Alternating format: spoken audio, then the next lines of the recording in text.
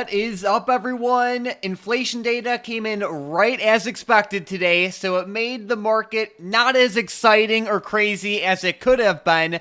But for tomorrow, we do have some even more important events. We have more inflation data coming out, and even more importantly, we have the big man, Jerome Powell, with an FOMC interest rate decision and a speech afterwards. The market today made another brand new yearly high, and it just kept inching on higher. So with that being said, Tom, let's get right into today's episode. Yeah, the inflation data did not really surprise anyone today, and the market kind of fell down a little bit heading into open, but it really wasn't anything negative with the inflation data. It just came in right as expected, so it wasn't really like anything groundbreaking, but that market really recovered, Mike, and like you said, we made new highs of the year here, especially in after hours. Look at the way SPY is actually starting to break out above 464, which is just above that pre-market high, and it actually started consolidating there end of day. So we're looking pretty good heading into tomorrow, which is the biggest day of the week. I know today seemed pretty big with the CPI data, but tomorrow with Jerome Powell speaking is going to be even bigger with the FOMC event, and we're going to talk about that a lot throughout the video. But for right now, Mike, there were a few more stocks that kept ripping today, like AMD up 2.3%, and some of these tech stocks really kept going, but the Magnificent Seven was kind of lagging again. No doubt about that. And, part of the reason this happened is because, just like you said, there was just like a lack of excitement today with the inflation data. But there are some things I want to talk about more specifically with it. So basically, the inflation data was expected to come in right around 3.1%. And that's exactly what happened, right? So nothing too exciting there. But basically, we did see, food prices rise a little bit. But the main thing that has been keeping inflation lower is how energy prices have just been getting demolished, as I'm sure a lot of you guys already know by, looking at the gas pump, right? But either way, the way gas has fallen quite a bit has definitely helped out, and in the event it starts to turn back to the upside, that could be pretty bad for the market and the whole economic situation overall. But another thing worth noting that's actually a good sign is that U.S. real average hourly earnings is actually in the green yet again. So basically what this is a huge win for the, average person in the United States. And basically what it means is that wage growth is actually outpacing inflation. And it's been happening for a couple months now, but for a while there, since like the beginning of 2021, it has been pretty rough, as inflation was outpacing wage growth for at least a couple years there. Yeah, and I mean, it makes sense, right? Like, whenever inflation's up around like 9%, like, of course, it's gonna, outpace the wage growth a little bit there. But I'm really glad that this has came back in the positive, Mike. Like you said, it does show a lot of positive for consumers. Now, it does worry me a little bit that maybe Powell, he might not want this totally, right? He probably wants it to stay right around the midpoint, and I kind of like the point that we're at here with it, but I'm really curious what Powell says tomorrow, and whatever he says will obviously impact it a little bit more, but the oil futures and the way energy's falling down lately is really helping those inflation numbers. But I will say this, OPEC is trying to do a lot of production cuts, so we might see this come back up here soon too. Yeah, so we shall see. But Tom, let's start to talk about some of the exciting events for tomorrow. So before the market even opens, we have more inflation data set to release. This is the PPI data, and it's going to come out 1 hour before the market opens. But even more importantly, later in the day, we have the big man, Jerome Powell, and he will speak at 2:30 p.m. Eastern Standard Time, right? And right before his speech at 2 p.m. Eastern Time is when the interest rate decision will be announced. Right now, there is a 98.4% chance that the Federal Reserve will do nothing with interest rates, and they will keep them exactly where they are right now. If Jerome Powell comes out and, maybe like a negative way and says that he thinks that rates might even go higher or might stay higher for longer, that can really spook investors and, get that volatility cycle going. But either way, 2 p.m. Eastern time is a time that you have to keep your eyes on the market for tomorrow. And then, as we all know, when Jerome Powell starts speaking at 2:30 p.m., that will also bring in a lot of volatility as well. Yeah, exactly. And this FOMC event is going to be super, super important, guys. Like, it is going to dictate almost all of the price action tomorrow. I know that there's PPI before open and there was CPI today. This is going to be even bigger than that. So make sure you guys keep your eyes on this decision. I'm really expecting Powell to come out here and kind of take that middle road and maybe say, hey, we could keep rates higher for longer, right? But the good news, Mike, is that with that inflation rate starting to fall down a little bit, that's good. It shows that the economy is going in the right direction. If this inflation reading this morning would have came in at like 3.5 or 3.6 or even nearing 4% again, maybe surprising people, that would actually maybe indicate that he would need to come out and be a little bit more hawkish. But with the way inflation's keeping down here, that's good. But he's going to keep saying, Mike, it's not at 2% yet, right? And their goal's 2%. So they're going to keep the market constrained a little bit until they get closer to that 2% goal. And I expect him to say that like 20 times like he always does.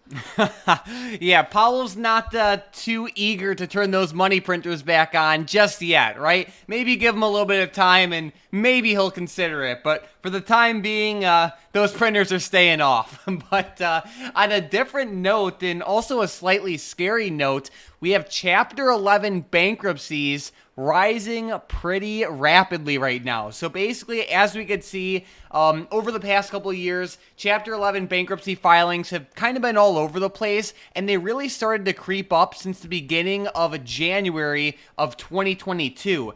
And what's kind of scary is that this increase in Chapter 11 bankruptcy filings is only getting more and more vertical, if that makes sense. So there's nothing to panic about just yet, but at the same time, this isn't what you'd call some ideal economic news. I know, right? And I love how they mark on here right where the Feds start raising interest rates, because you can see how right there is pretty much the bottom point for those bankruptcy filings. And then, of course, now the filings are starting to shoot back through the roof again. It seems like right now it's kind of like, close to like the midpoint of just the data that we're seeing on this graph. But with the way it's shooting up, it's probably getting a little bit worse as time goes. But man, hopefully they start decreasing those rates soon, Mike. I know that they keep talking about maybe the first quarter next year, and maybe Powell will give us some more insight here on exactly what they're looking at. But it's definitely scary when you see bankruptcies flying up this much. Look at 2008. It started really uptrending, and it just kept going and going. Hopefully we're not getting into that time again. And they marked times of recession here on the chart in this like dark gray area, and it looks like Mike, with the way we're uptrending, maybe we'll be in a recession soon. We shall see. But with that being said, Tom, let's get into the fun stuff for today, which are some setups for tomorrow. So a stock I'm watching pretty closely right now is SLV.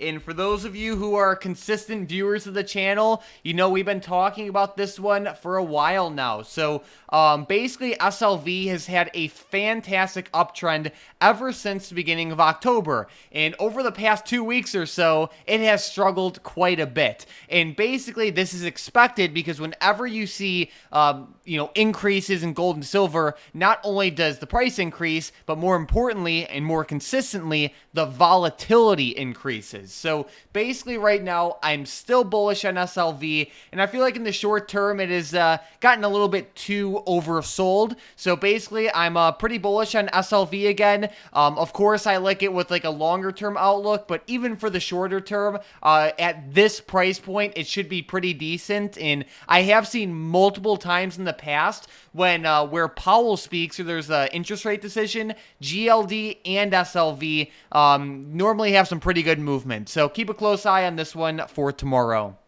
I know, right? I'm hoping that SLV can keep, can turn it back around, right? It's been really coming down here over the past couple weeks. Like, man, that is a big pullback from silver, but it's actually right back down at this huge support again. So I'll keep my eyes on it, Mike. Maybe we'll get another bounce back up. It seems like every time it hits this support, it runs back up towards like $22, $23. With my first play, I'm going with AMD. This stock ran up a ton the past couple days. Look at this daily chart.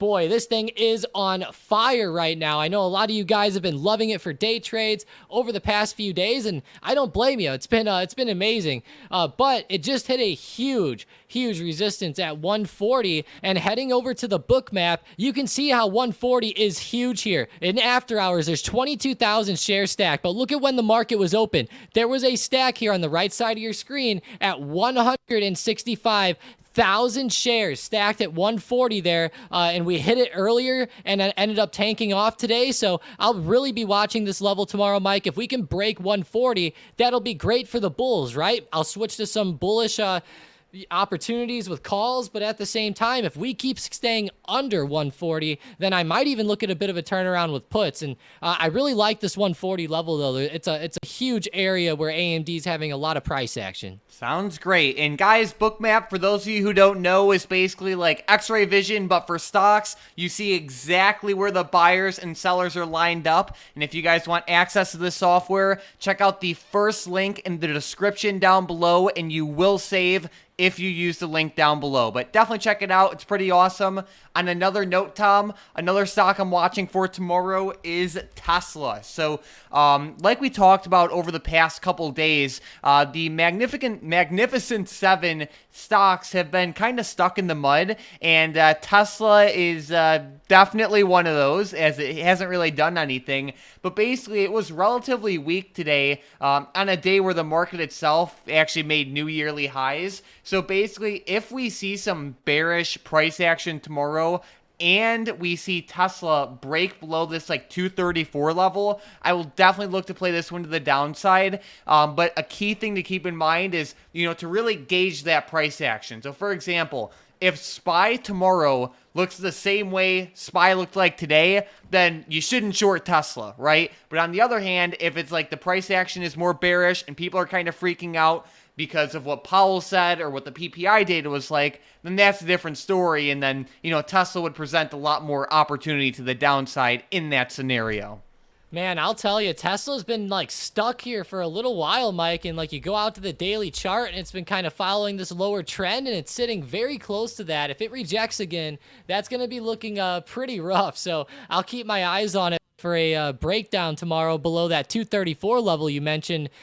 And man, I got to go with Visa here for my final play, Mike. On the daily chart, Visa just made new all-time highs. And look at this. It's been really following a nice uptrend lately. It just broke out above a recent range. And if that market continues to move higher tomorrow, I think Visa has a really good shot to keep going. So if they can break 260 tomorrow, eye up those calls. And of course, the same thing kind of applies, like Mike said, with Tesla. If the market's tanking down from something Powell spooked us with, or the PPI, then obviously you might need to look at puts somewhere else. And in that case, UVXY might even be an awesome trade, or SPXS. But if we do see that bullish price action come in, Visa, I think, has a great chance to continue.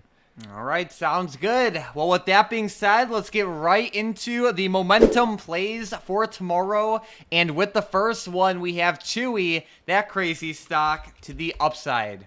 Yeah, Chewy, if they can get back above $20, then go ahead and look at them back up. They kind of pulled back under that big support there today, so go ahead and make them break $20. All right, with the next one, we have Affirm to the downside.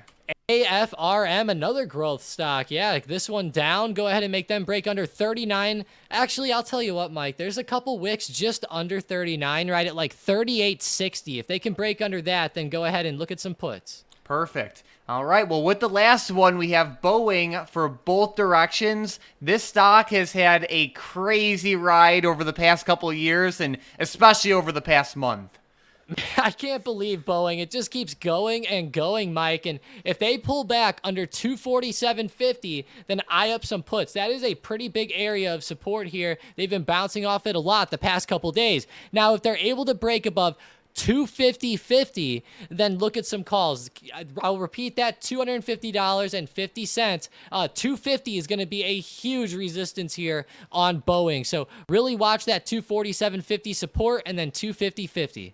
All right, so we have the downside level for puts and we have the upside level for calls, and this is for Boeing. Don't forget about the downside level with the firm for another potential put play, and then don't forget about the upside level with Chewy for a potential call play to the upside. So keep these three stocks on your radar going into tomorrow. But Tom, let's shift into today's big money trade of the day, and it is a crazy one. So we are looking at ticker symbol SAVA. Again, we talked about this stock in a pretty bullish way on Sunday. Since that point, the stock itself rose by 30%. Some weekly call options rose by well over 500%. And like I said, we talked about this stock just a couple days ago, but either way, we saw a $1.7 million call play come into this one today. Basically, the big money bought the 30 strike call options that expire way out, all the way out to January 16th of 2026.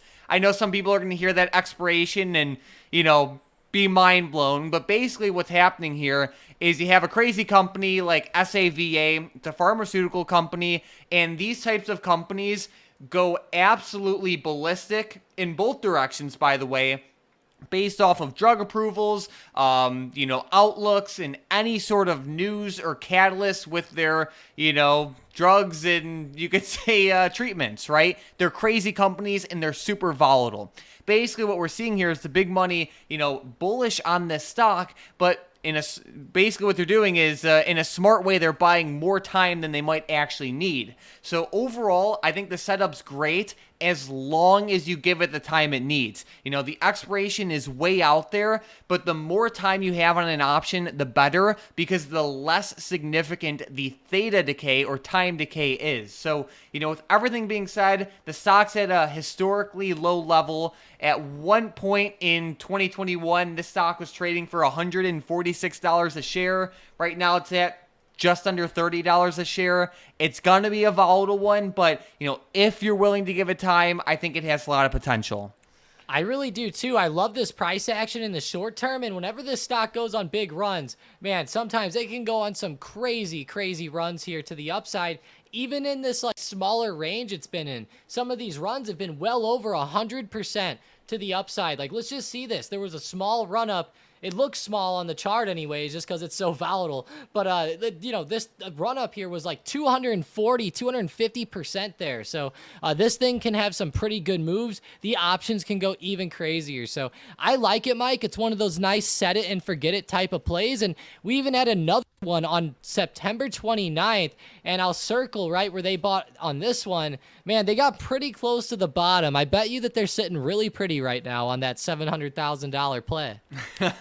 True that. And I'm curious how this one's going to look in, a couple weeks from now and a couple months from now and a couple years from now. But either way, keep a close eye on this one going forward. The big money, I promise you, does not just make random trades, right? A lot of times they can get in, when they have some information that might not otherwise be available to the public. But either way, we'll keep a close eye on this one. And Tom, looking at the market right now, we're at a yearly high. We have the man, the myth, the legend, Jerome Powell speaking tomorrow. Inflation data came in right in line with expectations, and volatility is here, and it's going to increase going forward. Basically, volatility is mean reverting. It is at one of the lowest points it has been at since January of 2020. So there are some big moves coming very soon. So that's going to be very exciting. If the market has been a little slow for you lately, that's all right. Keep your head up high and be ready to strike on these opportunities that not only we're going to see tomorrow, but even throughout the rest of 2023. Right? We have a couple more weeks left of 2023, and then it's on to yet another year. But keep your heads up high and be ready to strike going forward. Yeah, be ready for that Santa rally. A lot of people, they think the market really can't go up anymore. Man, the market is overly resilient. It has been throughout the course of history. And, for everybody who thinks like, oh my God, the market, how could we be up right now? It's been actually down for like 2 years straight. So it's about time we're recovering back up. But let's go, Mike. Hopefully the SPY can come up and maybe retest 470 or 480 over the next couple weeks into this end of year. And this breakout's looking fire right now. Powell could change everything tomorrow. So be ready at 2 p.m. Eastern time for the interest rate decision and 2:30 p.m. for Powell. I will have it live on the Stocked Up Live YouTube channel 15 minutes before the interest rate decision. So at 1:45, I will be going live. Make sure you check out the comments down below. We'll throw a link to the live channel down there. There we go. And then another thing to keep in mind is be willing to adapt tomorrow. There are some people who are just only bulls, and there are some people who are only bears, and they have their moments, but those who are willing to adapt and, adjust to different market environments and momentum cycles and all that good stuff, a lot of times do better than, the people who are only set in one mindset. So be willing to adapt. And if you want to really capitalize off of the upcoming price action, definitely check out the Stocked Up trading floor. We have an army of bots that look through hundreds of thousands of data points every single minute. So basically on any given day, our bots find the opportunities and capitalize off of them. For example, today, our SM bot just spammed some AMD call options all day long. And basically, as you can see on the screen right now, there were well over 10 100% plus plays. In addition to this, you also get access to our sniper bot, hybrid bot, live Q&A events, big money trades, other custom tools, and all future updates going forward. So definitely check it out. It's a place to be if you're into short-term trading, and honestly, Tom, even like long-term investing too. But again, it's going to be that first link in the description and the comments down below. But besides that, let's have an amazing rest of the week.